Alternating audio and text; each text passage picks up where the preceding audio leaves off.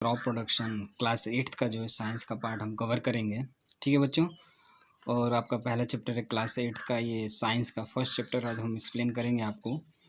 तो ये पहला चैप्टर है जिसका नाम है क्रॉप प्रोडक्शन एंड मैनेजमेंट। ठीक है, क्रॉप प्रोडक्शन एंड मैनेजमेंट यानी इसको कहते हैं क्या हम लोग हैं, अगर हिंदी में बात करें तो इसको इसकी हिंदी अगर मीनिंग कहते कर सकते हैं तो फसलों का उत्पादन एवं प्रबंधन।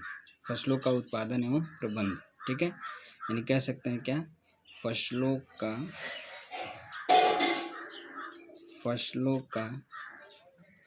उत्पादन और प्रबंध। ठीक है बच्चों, तो ये हमारा जो है चैप्टर का नाम है। तो ये इस प्रबंध, फसलों का उत्पादन और प्रबंध चैप्टर है। ठीक है, देखिए इसमें सबसे पहले दिया हुआ है कि Boojho wants their uncle's house during the summer vacations and this summer farmer one day saw some tools. उन्होंने कुछ टूल्स देखा, जो मतलब बुझो पहली या बुझो जो है अपने अंकल से घर गए हैं। अब जानते हैं मोस्टली अगर किसानों का घर होता है तो किसानों के घर में क्या मिलता है, खुरपी मिलेगा, सिकल्स यानी हसिया जिसको बोलते हैं, शॉवेल यानी बेलचा जिसको फोड़ा भी कह सकते हैं, और प्लगिंग मतलब हल जिसको बोलते हैं, एक्सेट्रा।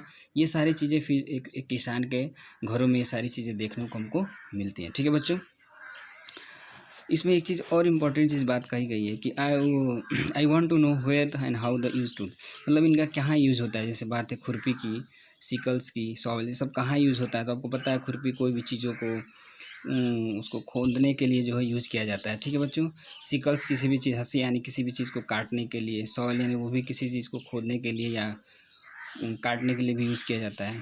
प्लग यानी कि खेत को क्या करने के लिए, जोतने के लिए यूज़ किया जाता है, प्लगिंग करने के लिए। ठीक है, वी हैव लर्न, हमने लर्न किया है कि all living organisms require food.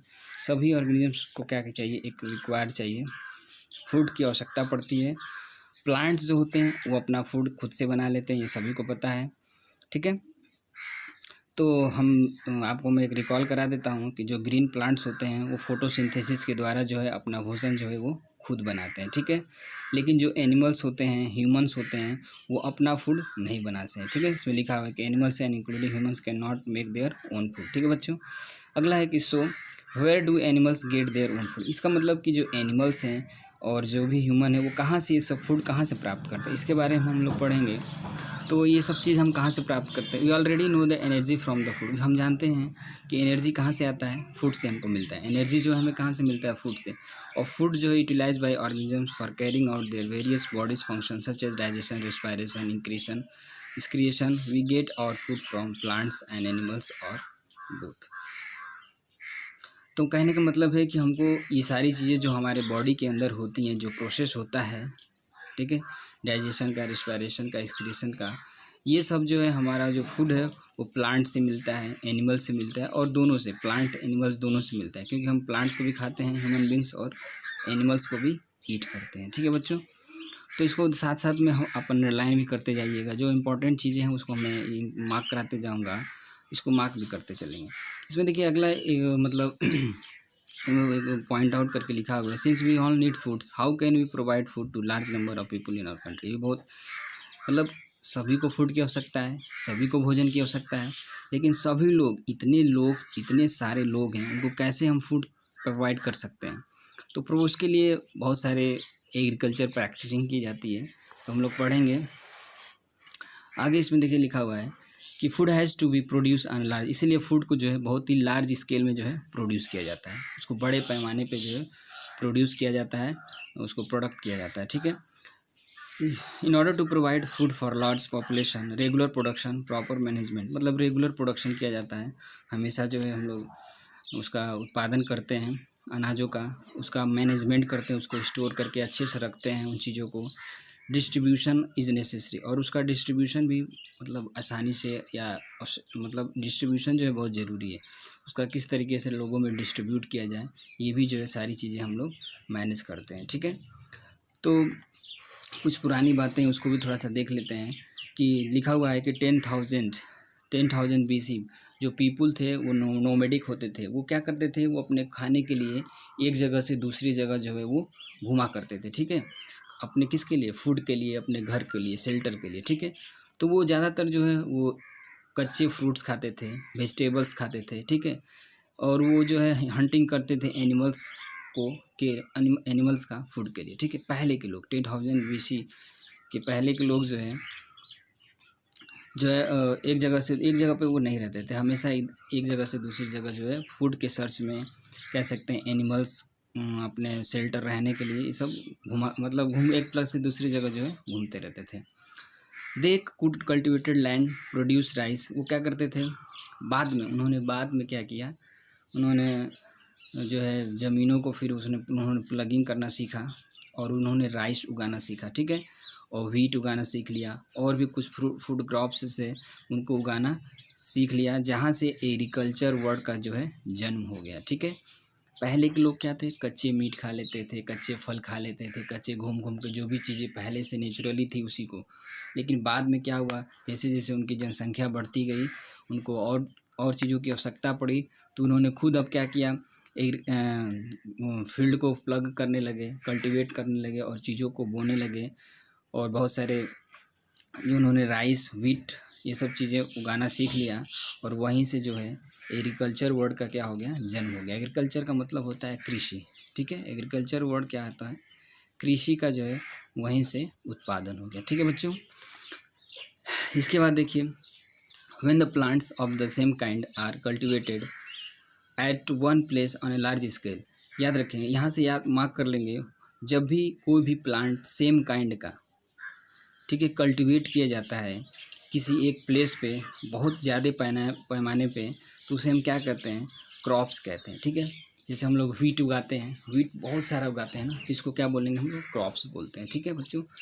For example जैसे क्रॉप्स, व्हीट हो गया, देखिए दिया हुआ है, all plants grow in a field that are wheat, ठीक है। ये सारी चीज़ें जो हैं क्रॉप्स हैं, मतलब ये व्हीट जो है क्रॉप के अंदर आती है, क्योंकि ये जो है कल्टीवेट की जाती है, ये एक ही टाइप का है व्हीट, ठीक है। और इसको लार्ज स्केल पे लोग जो है इसको क्या करते हैं, कल्टीवेट करते हैं, फील्ड में उगाते हैं, यानी प्रोड्यूस करते हैं, ठीक है। बात समझ में आया। याद रखेंगे, क्रॉप की डिफिनीशन कोई पूछता है आपसे, तो आप सिंपली कह सकते हैं कि कोई भी ऐसा प्लांट जो सेम काइंड का हो और उसको कल्टीवेट किया जाता है एक ही प्लेस पे, बहुत बड़े पैमाने पे, यानी ज़्यादा, उसे हम क्या कहते हैं, क्रॉप्स कहते हैं, ठीक। जैसे आपका व्हीट हो गया है, all plants grow in the field are that of wheat, ठीक है। इनको सबको क्या किस में ग्रो किया जाता है, फील्ड में ग्रो किया जाता है, इसीलिए इन्हें व्हीट कहा जाता है। व्हीट आप सभी लोग व्हीट से अच्छे से जानते हैं। व्हीट से हम लोग फ्लोर बनाते हैं, यानी आटा बनाते हैं, और उसकी हम रोटियां बना के जो है, चपातियां जो है उससे बनती हैं, और बहुत सारे और भी प्रोडक्ट्स बनते हैं जिसको यूज़ करते हैं हम लोग, ठीक है। You already know that the crops are different types, like cereals हो गए, कुछ सीरियल्स होते हैं, वेजिटेबल्स होते हैं, फ्रूट्स होते हैं, कई टाइप्स के होते हैं।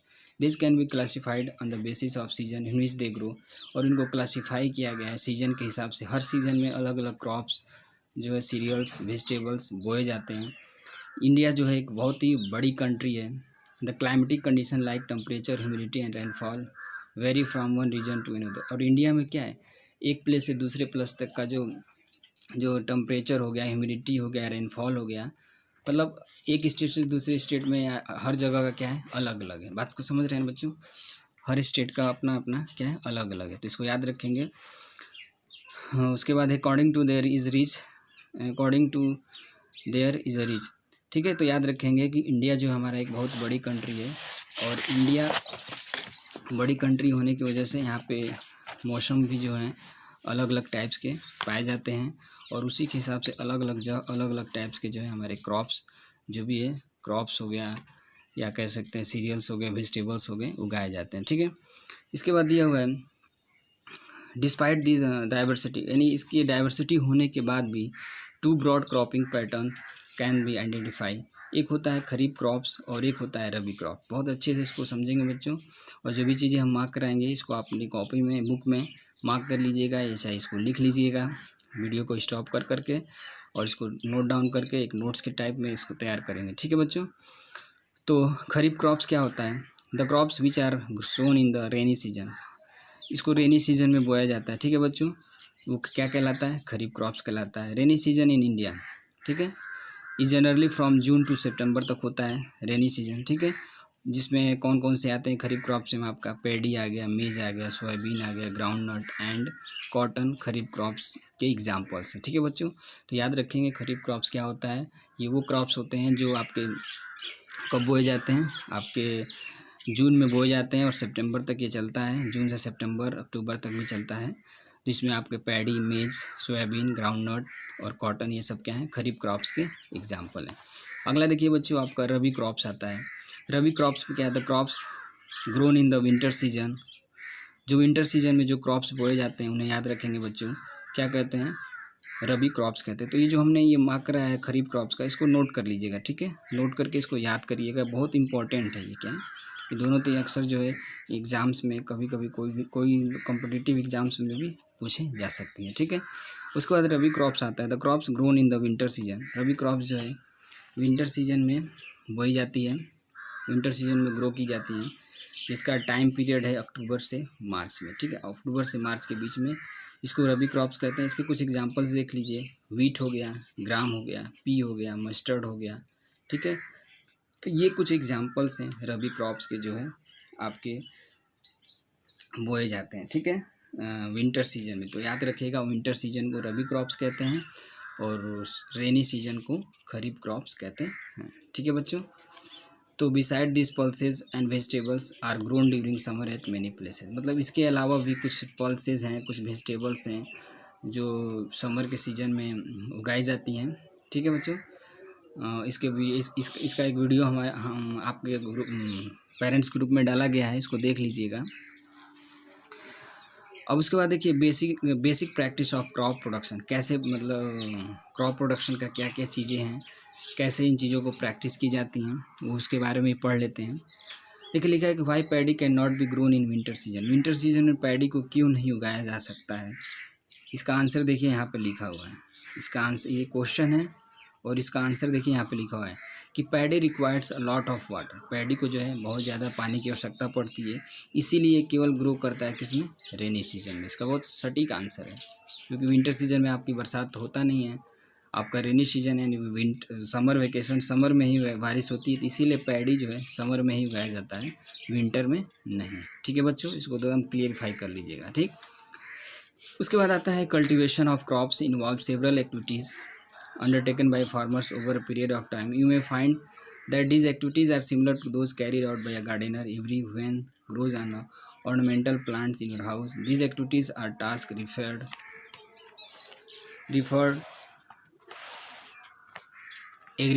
to as agriculture practice which are listed below. ये देखिए कुछ आपको कुछ जैसे कोई भी चीज़ का एक प्रोसेस होता है ना, प्रोसेस होता है, तो इसका भी एक एग्रीकल्चर प्रैक्टिस का भी एक प्रोसेस है कि सबसे पहले क्रॉप प्रोडक्शन करते हैं। तो सबसे पहले हम क्रॉप उगाने के लिए क्या प्रोसेस पहला करते हैं, सबसे पहले हम लोग क्या करते हैं, सॉइल का प्रिपरेशन करते हैं। सॉइल का प्रिपरेशन का मतलब है कि उसको हम लोग हल से जोतते हैं, पहले उसको थोड़ा सा उसकी मिट्टी को जो है अपने खेत से, ट्रैक्टर से या जो भी हो उससे हम क्या करते हैं, उसको जोतते हैं और प्रिपेयर करते हैं सॉइल को। ठीक है, उसके बाद क्या करते हैं, सोइंग यानी उसमें अब हम बीज डालते हैं। बीज डाल के फिर हम लोग जो भी जोतना होता है, चाहे उसको जो भी प्लगिंग करना होता है कर देते हैं। उसके बाद तीसरे नंबर पे उसमें हम खाद डालते हैं, फर्टिलाइज़र्स डालते हैं। फिर उसके बाद हम लोग क्या करते हैं, इरिगेशन यानी पानी चलाते हैं उसमें। फिर उसके बाद जो है जो उसमें कुछ कीड़े ना लग जाएं, ख़राब ना, उसमें हम लोग दवा छिड़कते रहते हैं वीड्स से बचाने के लिए। फिर उसके बाद जब हमारा क्रॉप्स तैयार हो जाता है तो फिर उसको हम लोग हार्वेस्टिंग कर लेते हैं। हार्वेस्टिंग का मतलब होता है उसको काटना, यानी फसल को काटना क्या कहलाता है, हार्वेस्टिंग। ठीक है, तो हम लोग इस समय तो हार्वेस्टर का लोग यूज़ करते हैं। पहले के लोग जो अपने हाथों से ही सिकल यानी हंसिया से ही यूज़ करते थे काटने के लिए।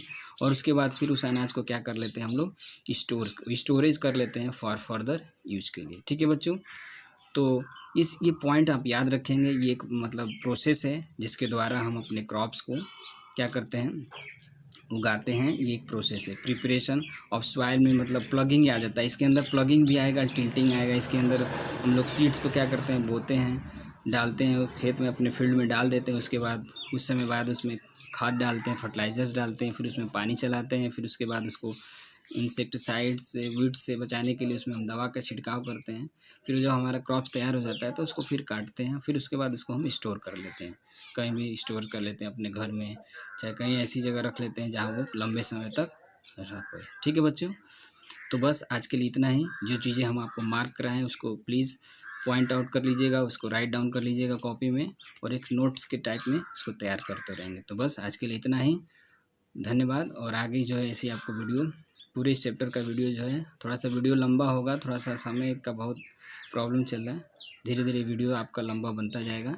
ठीक है, तो बस जो भी चीज़ें मार्क कराएं उसको नोट कर लीजिएगा, उसको याद करिएगा, और आने वाले समय में जो भी बातें होंगी फिर आपको बताई जाएंगी। ठीक है, धन्यवाद।